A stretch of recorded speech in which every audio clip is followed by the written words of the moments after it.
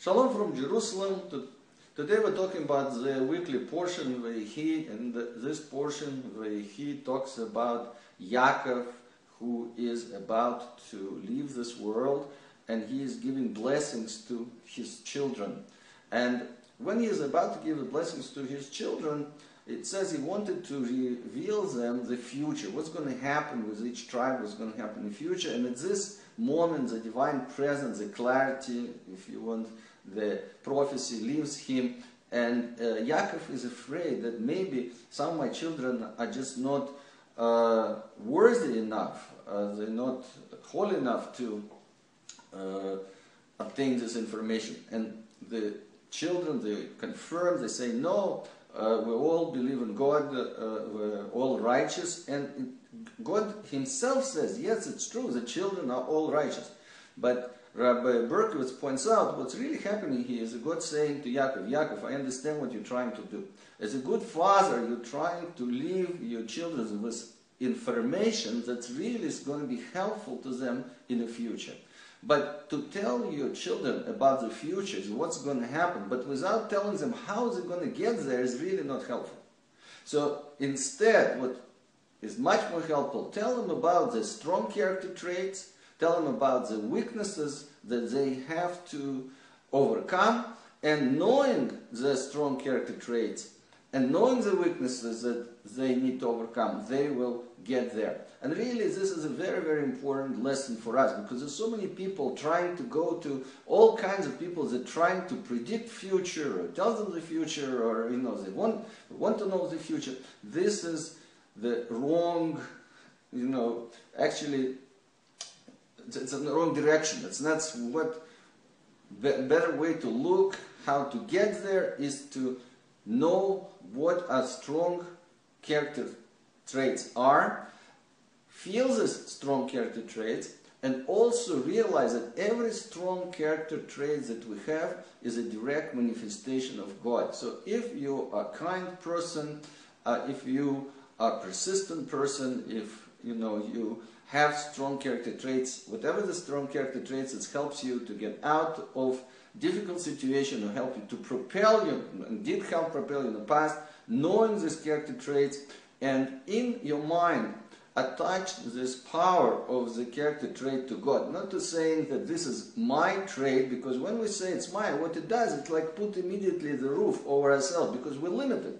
But when we realize that I'm just channeling God's energies through these character traits into the world, so this thought properly done, what happens is that not only is this character trait is increased many, many times, but it's actually does not deplete you. And you have many times probably felt that sometimes when you do kindness in the right way to someone, you can spend many hours, and in the end you just feel energized.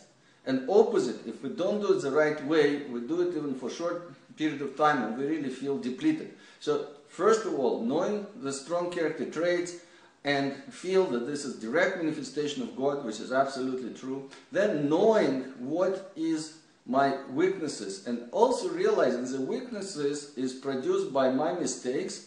It's a direct manifestation of lack of connection to the infinite, lack of connection to God that produces these weaknesses. And therefore, it's not my essence, it's not the part of me.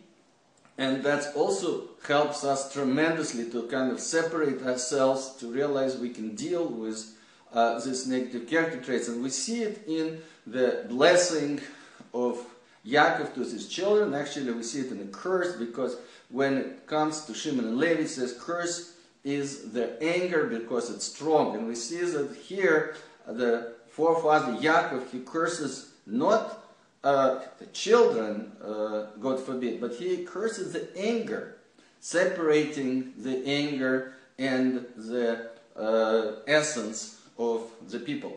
So, but there is another very important question. Look, remember, all the brothers are righteous. And God says, yes, all the brothers are righteous. But just a second, we just said that you have Shimon and Levi, and they have anger that they have to control. So how can it be that they can be a complete righteous people, and they still have character traits that we they need to conquer. And here comes the definition. What's the definition of the righteous person? And now sages tell us that the righteous person falls down 7 times and he gets up. And it says the wicked person, he falls down once and he doesn't get up. So interesting enough, it doesn't say the righteous person never falls down. It says it falls down 7 times, and ask why 7 times? Well, the answer is because there are 7 days in the week.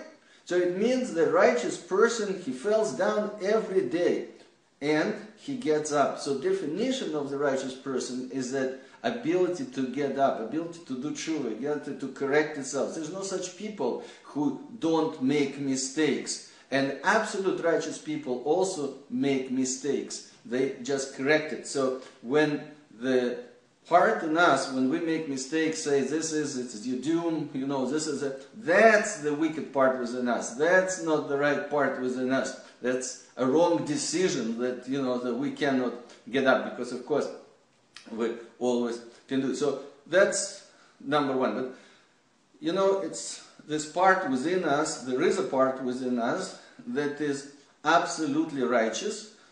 And to find this part that is connected to God, this is our essence. To go inside of us, to find the strongest, most pure character trait that really connects to God, that really wants to do the will of God, and really wants to do what is right.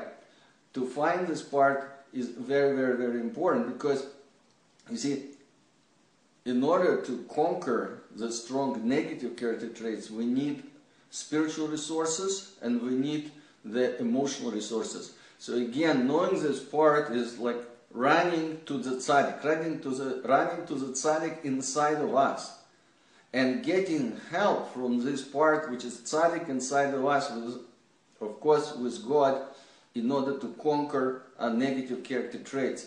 That's the strategy, and if we learn the strategy very well and we learn the tools of how we can really, by using techniques, let's say calls inner dialogue, talking to ourselves, finding out within ourselves where these parts are, which voice represents the Yetzer Tov, the good inclination with me, which part within me represents Yetzer Hara, and the evil inclination with me, knowing the difference between parts. That's what propels you, that's what gives us ability to walk with God and to fulfill our destiny. And I just want to wish and give blessing to everybody of our viewers, that we should learn the skills and again fulfill our destiny.